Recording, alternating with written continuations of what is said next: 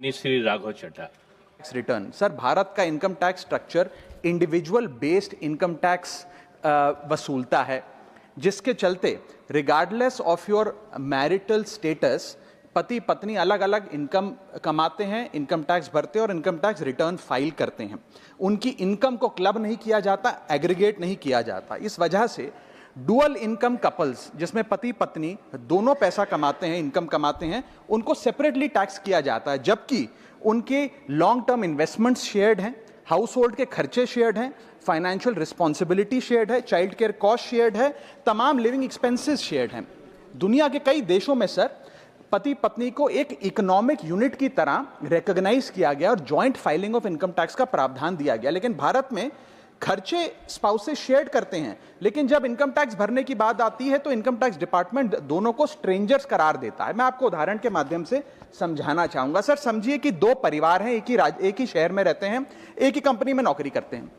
एक परिवार है जो 20 लाख रुपए कमाता है साल का, दूसरा परिवार भी 20 लाख रुपए कमाता है। स्कूल की fees, rent, grocery, medical bill सब समान है, लेकिन इनकम टैक्स अलग अलग। जैसे कि एक पति पत्नी है, राहुल और ऋचा, दोनों काम करते हैं। राहुल साल का 10 लाख कमाता है, ऋचा भी साल का 10 लाख कमाती है। इनकी कुल इनकम 20 लाख रुपए। क्योंकि 12 लाख रुपए तक की रिबेट पर असेसी इनकम टैक्स देता है, तो ना राहुल को इनकम टैक्स भरना पड़ता है क्योंकि उसकी आमदनी भी 12 लाख से कम 10 लाख है, और ना ही ऋचा को इनकम टैक्स भरना पड़ता है क्योंकि उसकी आमदनी भी 12 लाख से कम है, यानी कि हाउस होल्ड का टैक्स जीरो। दूसरा परिवार है नमन और नेहा। नमन साल का 20 लाख रुपए कमाता है और नेहा ने अपनी नौकरी छोड़ दी। वो घर पर बच्चे का ध्यान रखती है, माता पिता की जो बूढ़े हो गए उनका ख्याल रखती है। सर नमन और नेहा की भी फैमिली इनकम 20 लाख है, लेकिन क्योंकि इंडिविजुअल टैक्सेशन है, नमन को 20 लाख के हिसाब से, स्लैब के हिसाब से इनकम टैक्स भरना पड़ता है 1,92,400 रुपए, और वहीं नेहा क्योंकि उसकी इनकम नहीं, उसे टैक्स नहीं भरना पड़ता। यानी कि दो परिवार सेम इनकम, लेकिन एक परिवार को कोई इनकम टैक्स नहीं भरना और दूसरे परिवार को 1,92,000 का टैक्स भरना पड़ता है। एक ही छत, एक ही किचन, एक ही हाउस होल्ड, एक ही बजट, लेकिन अलग अलग टैक्स। सर मुझे लगता है कि अगर जॉइंट फाइलिंग ऑफ आईटीआर होगा तो इन मैरिटल कपल्स को इनकम टैक्स की जो रिलीफ है वो ज्यादा मिल पाएगा। मैं दूसरा एग्जांपल देता हूं। एक मैरिड कपल है सर, जो दोनों पति पत्नी आईटी प्रोफेशनल्स हैं, नौकरी करते हैं, एक ही घर में रहते हैं, शेयर्ड एक्सपेंसेस हैं। पति 18 लाख रुपए साल का कमाता है, पत्नी 6 लाख रुपए साल का कमाती है, यानी कि कुल इनकम दोनों की 18 जमा 6 24 लाख।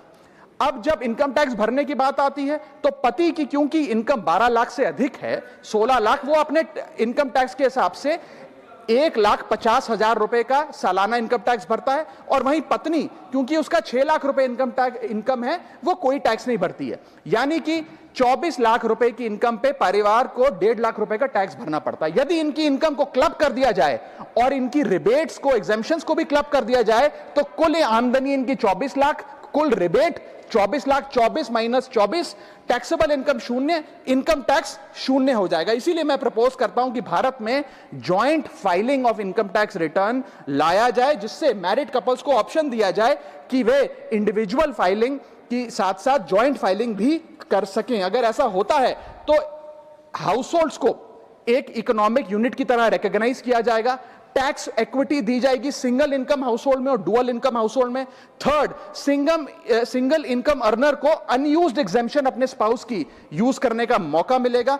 इनकम डाइवर्जन की प्रैक्टिस, जैसे परिवार में अपनी इनकम ट्रांसफर की जाती है ताकि परिवार वाले रिश्तेदार का स्लैब एक्सप्लॉइट किया जा सके, वो प्रथा बंद होगी। और sir on a lighter note, ज्यादा लोग शादियां करेंगे ताकि वे इस इनकम टैक्स सेविंग का फायदा उठा सकें।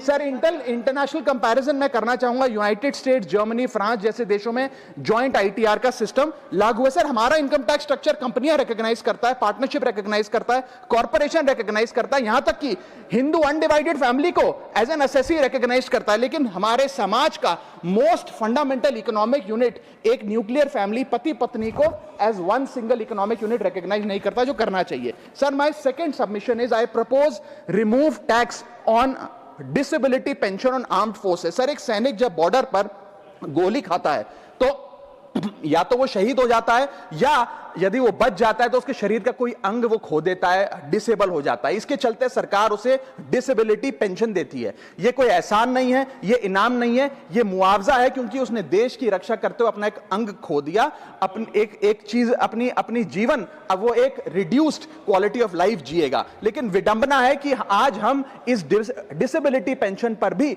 इनकम टैक्स लगाने जा रहे हैं। इस यूनियन बजट 2026 में फाइनेंस मिनिस्टर ने tax exemption on disability pension को विड्रॉ किया है, और 1922 से डिसेबल पेंशन आर्म्ड फोर्सेस को जो दी जा रही थी उस पर कोई इनकम टैक्स नहीं था।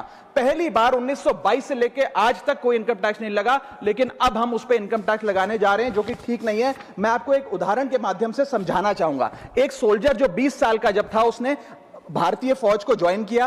25 साल सर्विस करने के बाद एक्सट्रीम कंडीशंस में उसने दिवाली बंकर में मनाई, ईद बॉर्डर पे मनाई, क्रिसमस के दौरान पेट्रोलिंग करी, अपने बच्चों के बर्थडे, अपनी मैरिज एनिवर्सरी, सुख दुख के मौके सब मिस किए।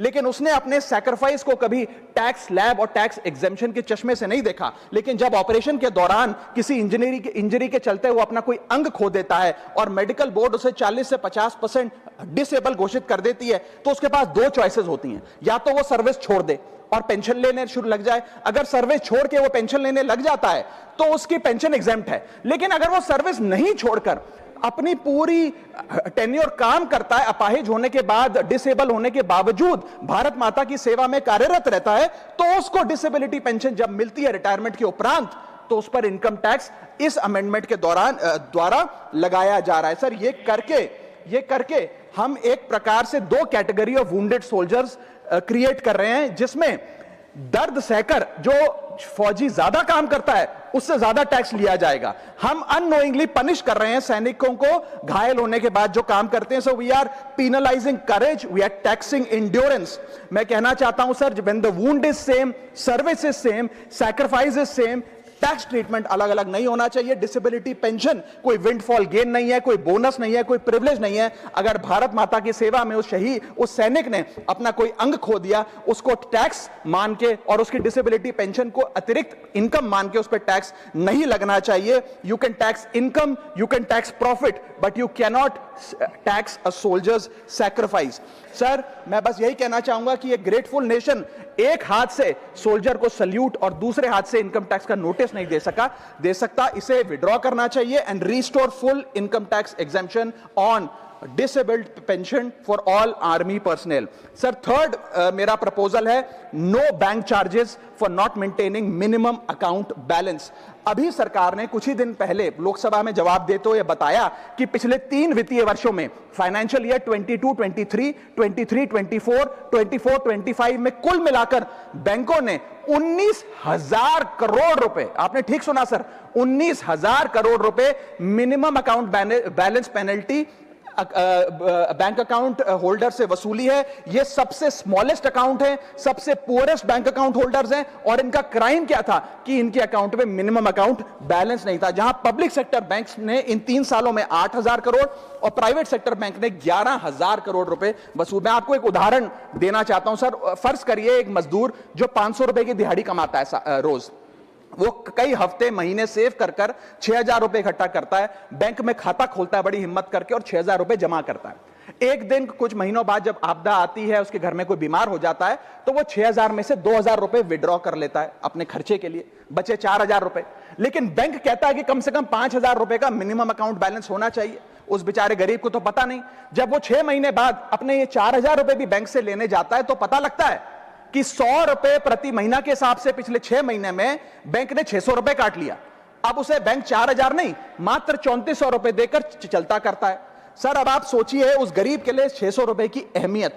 और बैंकों की हालत यह है कि कई बार तो ये चार्ज लगा लगाकर आपका बैलेंस नेगेटिव में पहुंचा देते हैं। इतना तो आपने जमा नहीं कराया जितना वो आपसे वसूल लेते हैं। Sir, poor persons balance falls below the minimum level, the bank should not treat this as a crime। मैं समाप्त कर रहा हूं sir. Bank account are meant to give financial security.